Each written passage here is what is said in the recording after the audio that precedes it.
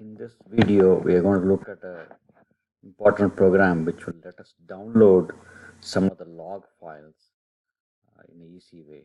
Okay, let's execute. It's rsmon000_download trace files. So this will help us download the trace files so that we can investigate when there is an attack or when there is a malicious activity on the system. Okay, click on execute. So here are all the trace files which you can download.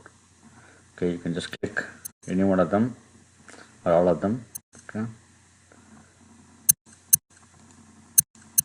Okay. Let's say, for example, you want to look at ICM and gateway trace files.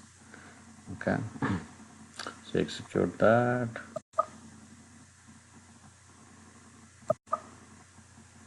Okay. So just save.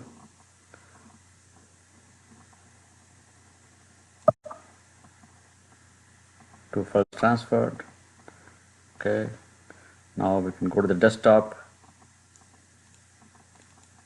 You can see the trace files here. Okay.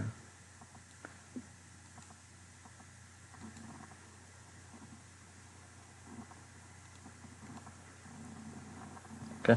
So this is a helpful program which can basically show you all the information on the trace files, and you can basically search in a better way.